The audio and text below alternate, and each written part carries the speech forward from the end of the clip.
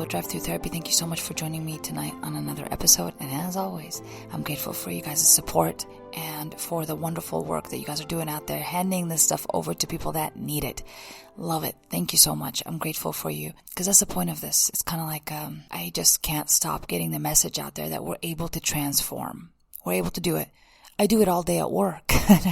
and I just decided to create a podcast so I can get it even out there faster and louder if I could. It's a passion of mine. Change and transformation is a passion of mine because I had to change a lot, transform myself and create a relationship with myself when I had none. Nothing that you would even consider a relationship. And that was a big deal for me. That was a big learning experience for me, and it continues to be. And I am grateful that I get to help other people find the relationship that they need to have with themselves. All these episodes are a way to help you get in touch with the relationship that you have with you. They might deal with relationships with other people, but really, all of them are addressing you, the human, living, breathing, feeling human being, and how you interact with people. But it starts with you. Keep listening to those podcasts, and if you want to continue working on this mental conditioning that I kind of always talk about, which is just training your brain to expand into new ways of living, new ways of thinking, then you just keep listening to the podcast or the episodes that I've already had that you've liked. Just keep listening to them over and over again, and listen to any content that you like that is very motivational for you. Listen to it over and over again. And that's really how you place suggestions in your brain and your subconscious. So even if you're kind of sitting at work, play one of those in the background and your subconscious is always listening. Every time you listen, it registers in there. It registers something in there. But that's how you mentally condition. And you do it intentionally because we've all been conditioned in our lifetime to do things and to think certain ways, but it's not intentional. It was not really that intentional. So start being intentional with the way you want to think. And if there's anything in these episodes that inspire you, go back and listen to them again and again and again until you're becoming enlightened to them, or they become part of your language. And you can do this not just with my content, but any content that is inspiring to you. Listen to it over and over again. Like I said before, I do this myself because I already know the trick for that. So I just do it. So even if I don't believe in a concept, but I really want to believe in it, like for example, inner peace, I'll just keep listening on things that have that topic over and over again until it registers in, until something happens. And usually something does. All right. So hopefully that gives you a little bit of what the point of these episodes are and how they're supposed to help you in your lifetime. And they're made that way. They're made to mentally condition. They're made with that in mind, is what I'm trying to say. Today's topic, finally, right? Today's topic is on a conversation that I had with a patient recently. And usually most of my patients are females. And I think most of the people that seek counseling are females or talk therapy, because a lot of the times I'm not really being stereotypical. It is really based on a factual brain structural development. Your brain for females, the part of communication is larger than it is in males. And so we're much more interested in conversation and the intricacies of that, the meaning behind the meaning. We love that. So if you ever notice that men sometimes talk differently than women, it's because that is true. They actually are different in so many ways in that area. And you'll notice that there's a big difference between female and male conversation early on in development, like around 8 years old. An 8-year-old girl will never stop talking, and an 8-year-old boy is not interested in the meaning behind the meaning. But the little girl, she's interested in the communication and socialization aspect. That's just part of our nature. All right. Again, going back to the situation. I'm going off on tangents, people. What's going on with me today? The patient came in and she was talking about how she separated from her husband and they were working on the relationship and they're trying to get back together. She asked me what many women and men ask me about their partner that they've been separating from and trying to make work out again. They ask me, how do I know this person's changed? That's a really good question. I thought I should answer it tonight. Let me first talk about change as a whole, as a therapist and as a person who's had to work a lot on her own change and experienced change and self-transformation. So I can tell you that change really means change, people. It requires for us to have humility. It requires for us to eat humble pie and to do things we never did before, or maybe have had judgments about doing, but we know it's the right thing to do, but we just never did before. So we have to actually be humble in this area. I know you're thinking, well, what does humility have to do with change? A lot. That's the skill you need before change. I would even say that's like a part of the change construct. That's part of the building blocks for change, is to be humble. Because you have to allow new information to come in, or for you to entertain new information. And why it's difficult for people that are not humble and that are built up with ego, why they have a hard time changing, is because they believe their beliefs are reality. And anybody's beliefs that don't support theirs are not reality. And they will fight this till death. They'll fight this until Khaleesi rides her dragon all across King's Landing, burning every street, just to prove a point that we want what we want. And we're angry, and our ego takes over. Our ego takes over to the point of self-destruction. That's what ego does.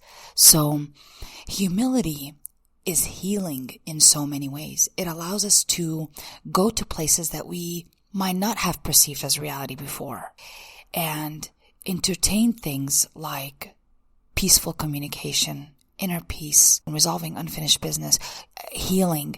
We're going to entertain a lot more things than we did before in our old reality. Yeah, change is hard, very hard, especially when you have an ego, especially when you like to fight to prove that you're right all the time. And that was the case that you could see with this patient that came in and talking about her husband. She wanted to see if, in fact, he's changing. One of the things that we have to consider as the person who, man or woman, that who's watching their partner claim that they've changed, we have to sit with self-honesty, okay? If we are strong enough men and women on the inside, if we have worked on our self-love and started to plant those seeds in there, then it'll be really easy to see if somebody has changed or not in the relationship.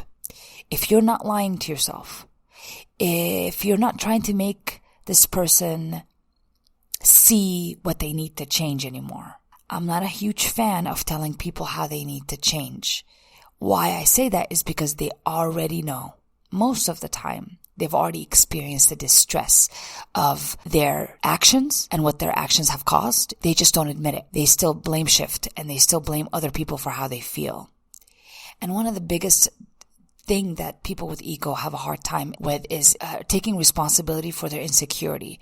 They will usually blame other people for their feelings. So it is very difficult, you guys, for a person who has ego to take responsibility for how they feel without the blame shifting. So keep that in mind when you're sitting there looking at your partner, asking yourself if he or she has changed. Just think, I can't make any justifications. If I'm honest with myself, I'll see exactly what I need to see because this person is showing me and has been showing me. If I'm not sitting there making excuses for that person or asking them to talk to me better or asking them to communicate more openly and become more transparent, nonsense. They already know. They already know. That's why you separated to begin with. I'm sure they sat with themselves.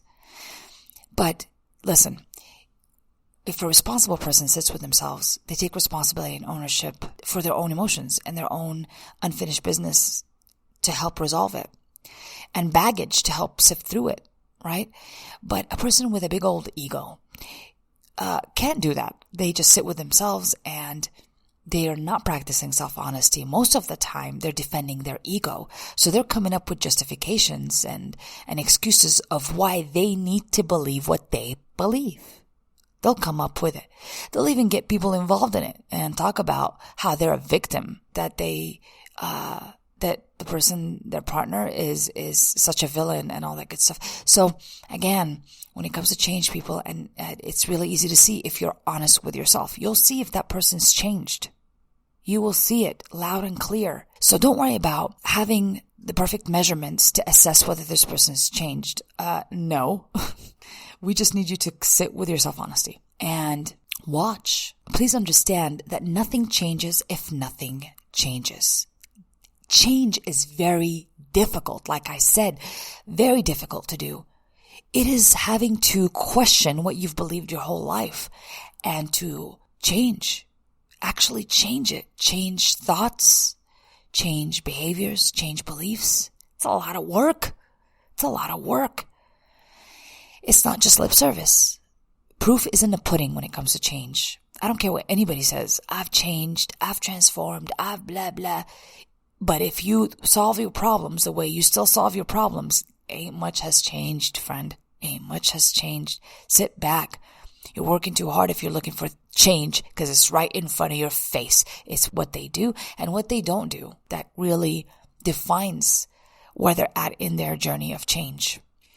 Because we have a tremendous amount of hope, sometimes when we look at our partners that claim they have changed, we are not ready to see it. We're not ready to see that they haven't, which ends up being problematic because it can be painful for me looking at this person who I want to change and think that they haven't changed because it was something that I did.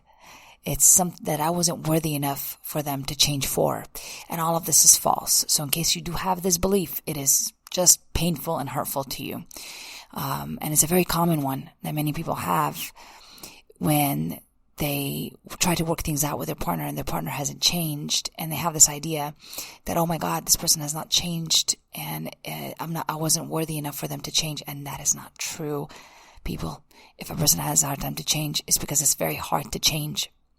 Now, maybe for you, you're able to take responsibility. So of course, the change for you will be a lot quicker because you're flexible mentally. But again, for a person that cannot admit that they have a need for change, and then they have this huge ego they have to protect, they're not gonna, they're not there yet. They're not there yet. And we need to leave them to work that out. It is not our fault or our call whether they do change or not. Really, we have nothing to do with it. Really, we don't. When you keep yourself that way, you can be appropriately emotionally detached from the situation, and it's an emotionally safe place to be. Okay, I need you to be emotionally safe when you're looking at your partner and they're claiming they've changed, which is great because you're ready to see without the denial, right? Going back to that. A lot of the times when we are with a partner and we took responsibility for our own change and the need for change, and we're doing the work, people that we love, we can even be in the same household with them, may not be where we're at. And we need to accept that. That's part of acceptance here. We need to accept that sometimes they may not be in the same place in the journey of change. And that's okay. But it's really hard because when we love someone, we want them to join in. We start experiencing the change and the awakening that comes with change. And we want to have the people that we love experience that freedom, but they can't come with us sometimes. They're not ready. And that's okay. People cannot all change at the same time. Like I said, it requires a lot of internal self-reflection and ownership and humility and lessons to be learned. And it is not the same for everyone. Everybody's on their own journey. And just because we're a couple, it does not mean that we're both going to awaken on the same time, at the same time. It's actually not even logical for that to happen. So I'm expecting that one will awaken before the other. And if that is the case, your job as the person who's awakened in that relationship is to do what's right for this relationship. Whatever that could be. If it's placing boundaries or removing yourself or separating from the relationship or even joining or reconciling back into the relationship. Anything that is right for the relationship. Notice I said anything that would be good for that relationship. And it needs to be things that would result in equality, in fairness. Okay? So if one is putting more than the other, and you're seeing that and you know that, that is not a fair place to be in a relationship. This is not something that's going to work long term. And we want this to be for life. When you get back and reconcile with a person, we want it to be for life. But if they haven't learned those lessons, this is going to be a rough ride for you. And I am not the one to teach those lessons. I'm not there to teach anybody's lessons. So accept that sometimes the best thing for a relationship requires a lot of wisdom to know what the right thing to do for this relationship. And it may not be what we think is the most comfortable thing to do, whatever that means to you. All right, I want you to make sure that fear is not the ultimate decision maker in that relationship. It can't be fear, remember? It has to be the inner wisdom, your gut without the fear, putting fear aside, knowing that fear is there, but it's not going to be responsible for that decision in that relationship. You got to practice this wisdom. Sit with yourself, identify what your fears are and what decisions you would make out of fear. So this way you are very clear on what you would like to do and in seeing whether this person has changed or not. Yeah, this requires a lot of wisdom, a lot of inner self-reflection, and our ability to be honest with ourselves, like I said right from the beginning. Thank you guys so much for listening in. I hope this makes sense. I hope it does. If not, it's been fun reflecting on this. Maybe for my own self-betterment, I suppose. But I hope this helps someone out. Again, please feel free to email me if you guys have a topic or a question about relationships that you would like me to dissect. I would love to do that. I would love to know what's on your mind. I'm sending you love and acceptance. This has been an episode of Drive-thru.